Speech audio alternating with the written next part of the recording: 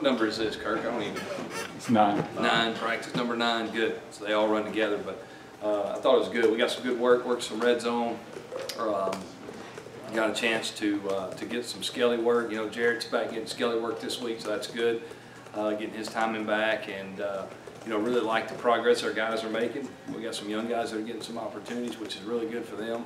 And you know, the thing that we got to do is just continue to each day, you know, go to work and build off the day before. And sometimes, you know, we're kind of done with install now, so we're just trying to polish up and give them different looks on our base offense. And you know, I think we're making really good progress, and looking forward to Saturday getting to another scrimmage so we can, you know, kind of really evaluate some guys in a game type atmosphere. I think that's what it's about. Even though it's controlled scrimmage, it's more than just drills and stuff like that. So it gives you an opportunity for those guys to play in a game setting, and that's the best tool to evaluate guys, I think. And looking forward to that on Saturday.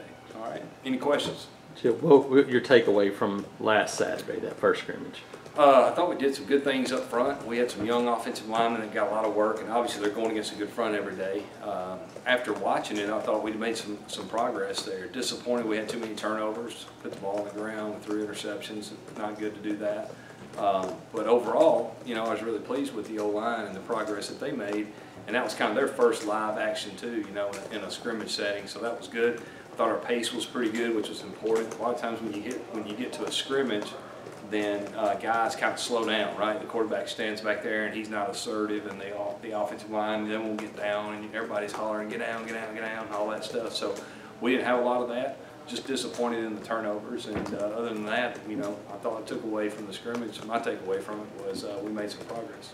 Chip, where's the competition at center and right tackle in particular, especially at center? But now you're down to, I mean, one healthy guy. We saw Tucker out there, not contact, Nick's out. Right. Just where do things stand with those two? You know, all 3 of those guys will still be in the competition. Obviously, we don't play for a while, which is good, but I thought Nick was making a lot of progress. I really did. He had a really good scrimmage. That's one of the guys I was referring to in the O-line.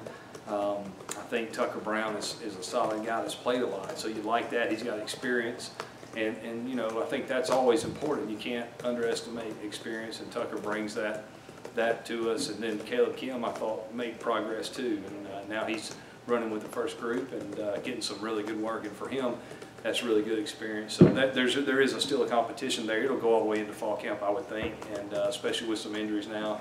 And then right tackle, it's kind of a combination. You know, I think Austin Troxell's been a really bright spot for us. I really think he's made some progress. You know, as a guy that came in, a highly recruited guy, you know, that had some injury in high schools and stuff like that. So I really like what he did on Saturday. Calvin Ashley's very talented, continues to develop. You know, he's extremely athletic, and obviously he's just catching up with the speed of the game. But the right tackle competition will be another, you know, really, to be honest with you, James, there's going to be a competition all the way across the front, it seems like. Maybe the guards, those 2 guards that play a lot, and Tagus play a lot. So, but we're still trying to create that competition every day.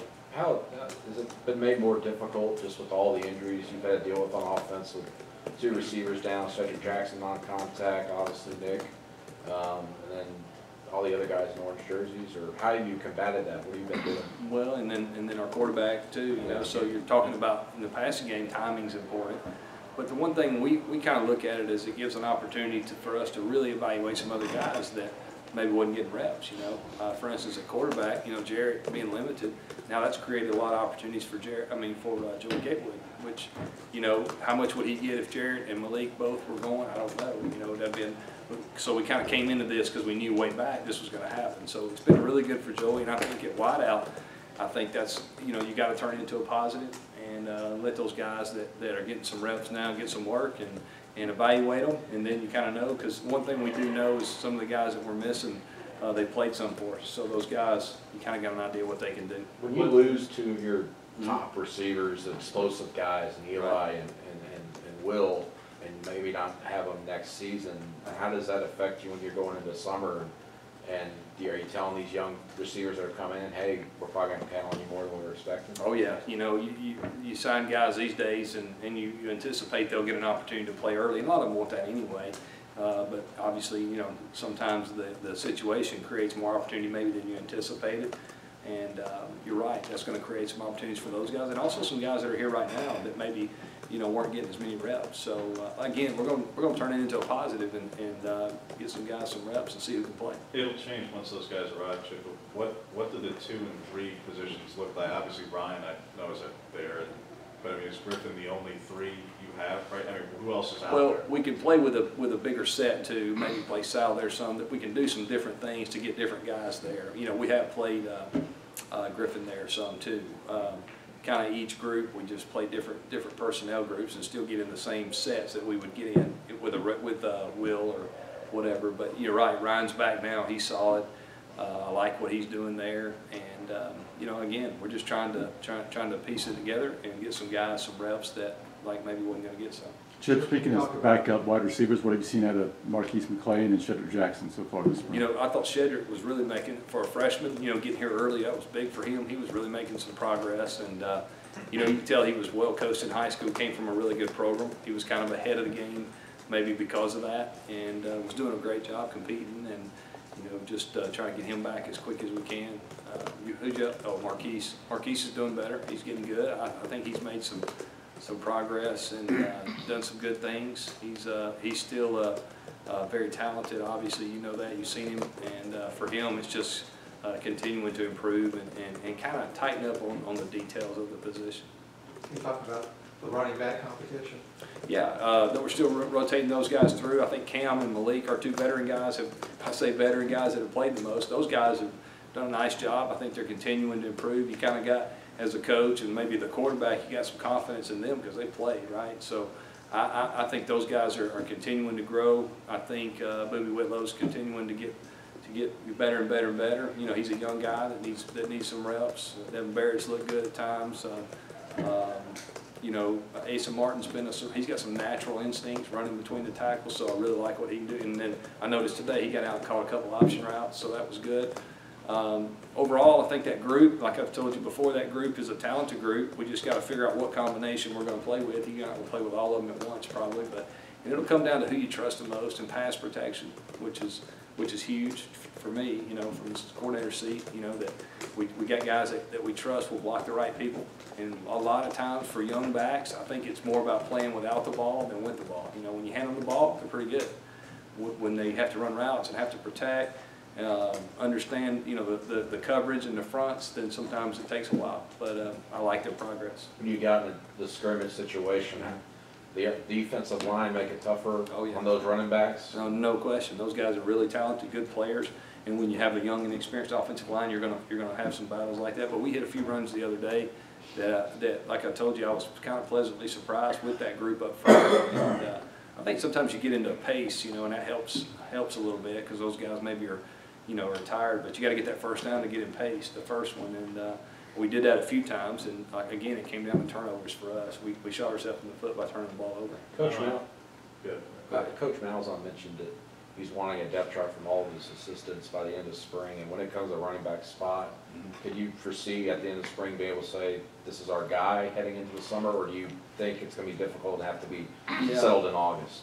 I think you're going to try to at least have 2 or 3 guys that have kind of maybe separated themselves.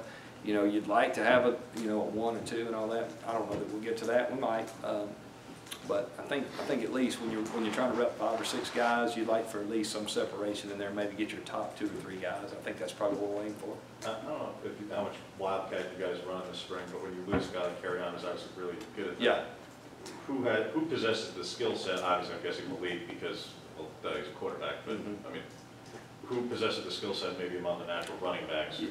That's we don't do much of that in the spring, a little bit, but that we've played over the years here and other places I've been. We've sometimes used a running back and sometimes used a backup quarterback. It just kind of depends. Chandler Cox was our number 2 last year that kind of did a little bit of that. So as we get into that stuff, we'll probably try to figure out who we want to get the reps there. It could be a quarterback or a running back. What have you seen out of Malik Miller to kind of take the next step? I know he didn't get as many carries last year. Yeah, I think Malik has gotten much better as far as pass protection. That's one of the things that I feel really confident in him. He's a solid runner that obviously has been around for a while, so I think any experience he's gotten is a benefit. I just think he's kind of a steady force. He's just kind of, out of that group, he's kind of the older veteran now. And I think he's, continuing to improve. Chip, when Gus places an enormous value on the spring, especially at the quarterback position, when you have a starting quarterback who's not Yeah. taking part in much, I mean, he's not even in shells, he's clearly not going to be Right. 11 on 11, I'm Right. assuming he won't play on A-Day. What can he still get a value out of these couple of weeks? You talking about Jared? Yeah. Yeah, he's actually, I think, been able to stand behind and watch and see things from a different perspective. And I really do think, you know, from a coach's perspective, he did a great job. Before he was throwing it all, the first 2 or 3 weeks, he did a great job of kind of being another coach on the field with the young quarterbacks, especially Joey. He would go with Joey, help with communication. All those things, I think, helps continue his development as far as the offense goes and the defenses we're seeing. So, you know, that's kind of the way we approached it was, hey, you kind of, you know, take that next step in the film room and be able to be a coach on the field. And I think he's done that. And now he's throwing some, so I think he'll be right where we need him to be. Malik Willis obviously was electric at Yep. times last year. And, Yep.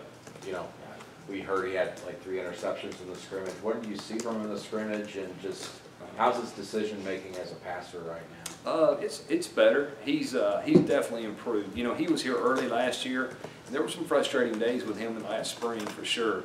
I think because he's been getting the reps with the ones now, that he's developed. He's gotten better. And now Saturday there was a couple things here and there, but he didn't play terrible at all. He just, you know, now since he's running with the ones, I guess in my mind I'm holding him to a higher standard. He's not Malik Willis, the young guy in my mind anymore. He's played a little, like you said, and we just hold him to a high standard. But he made a lot of good plays Saturday too. Just a couple of decisions he'd like to have back, I know.